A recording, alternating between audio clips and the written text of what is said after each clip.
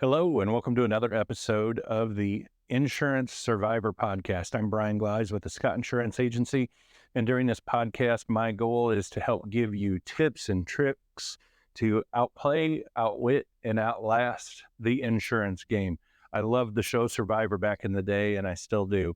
So today's topic is going to be defensive driving, not only for you, but I also want you to share this with your kiddos. Um, Tips and tricks. The first one I've got a show and tell here is a mirror of mine.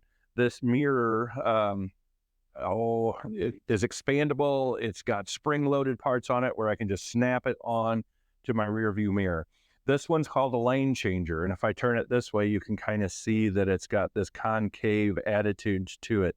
And really, what that does when I just strap that over the top of my rear view mirror is it gives me better access to my blind spots. Now, I'm not there right now, so don't call me old, but I can tell you that the older that I get, the more difficult it is to get my head and my body turned over so that I can look out that blind spot. And same thing over here. I want to make sure that you and your kiddos are physically checking those blind spots before you change lanes. This helps immensely because with this, extending my blind spot zone, I can then adjust my outside mirrors on my car to see what I need them to see. And that's what's out in that lane beside me. Please check your kiddos' mirrors, and that can be difficult since you're not the same size and shape as they are. Make sure when they look at their mirror on the side, on the left side of their car or the right side of their car, that their mirror is not showing them the side of their car. We know where the side of their car is at. We need to know what's out a little bit further. So mirrors of huge importance happens a lot as far as claims goes where, man, I didn't get that blind spot checked correctly. The next thing that I want to talk to you about is when you or your kiddos are getting on the highway. When you're getting on the highway, there are a lot of people that as they're coming down that on-ramp, their expectation is get the heck out of my way. Can't you see that I'm coming? Sometimes you've got good humans that will get over and let you in. Sometimes there's a situation where the traffic's stacked up and they can't get over. But when you or your kiddo is at the top of that on-ramp, I want them to start looking at the highway and find the hole. And then I want them to hit that hole. Sometimes it means they're going to need to speed up. Sometimes it means they're going to need to slow down. But in either instance, make sure they're at least looking and that they don't have the expectation, well, that guy just wouldn't get over and I had to get on the median and everything like that.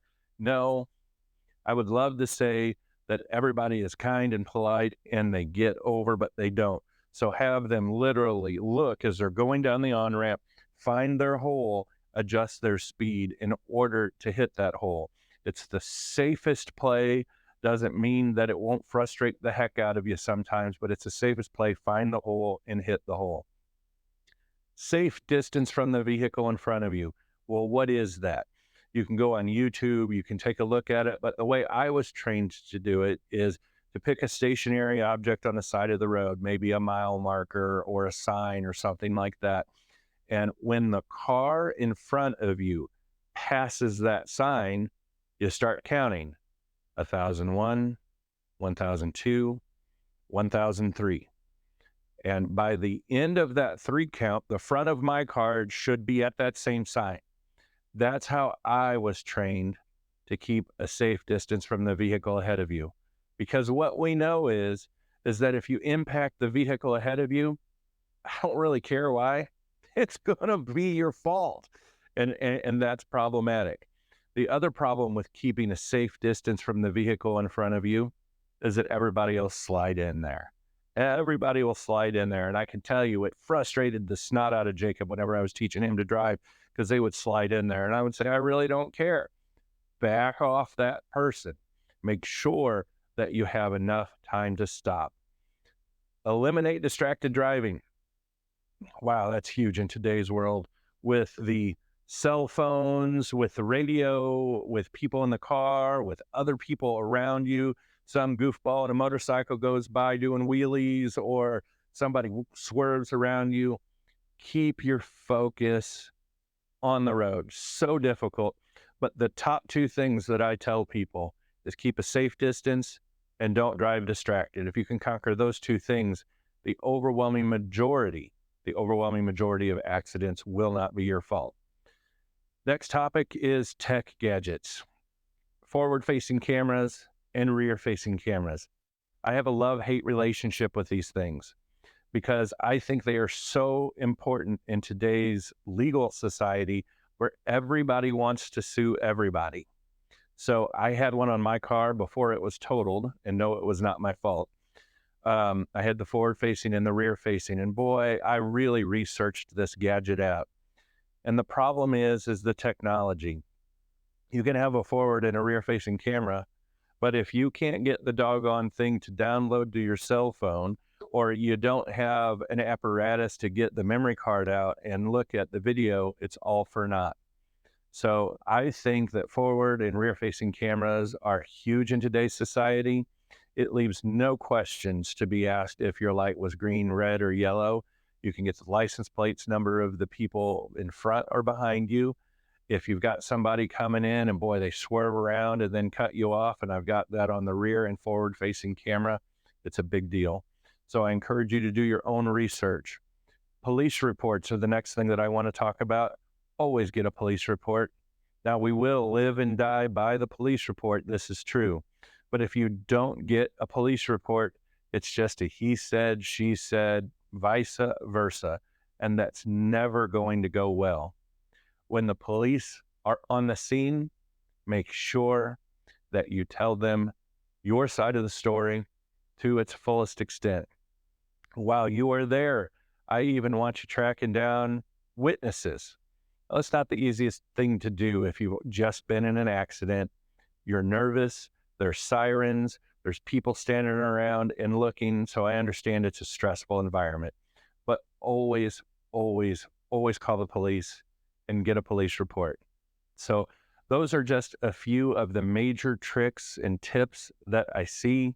You know, whether it's this gadget I got off of Amazon, and it's incredibly cheap, but it's well worth the money because it opens up my blind spot. It allows me to adjust my mirrors out. Still to this day, because I was trained, I still look over my shoulder, and I want you to teach your kids to do that. Pick your spot as you're going down the highway on the on-ramp. Don't expect people to move over. Make sure your kids are using their blinkers. My wife, God bless you, Jill, is one of them that will say, they're not letting me in. Well, you don't have your blinker on. Turn your blinker on. That's what that thing's there for. Hello, please let me in. Police reports, seat belts. Don't drive distracted.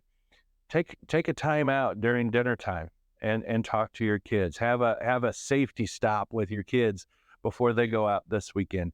It will pay dividends on your insurance premiums, on your health insurance premiums. No hospital visits, no ER visits, chiropractic, rehabilitation, follow-ups will keep our claims down this way. But above all, be kind to other people that are out there. Go ahead, let them in. Get off their tail. They're in a bigger hurry than you are. It's just crazy, a lot of the things that we see.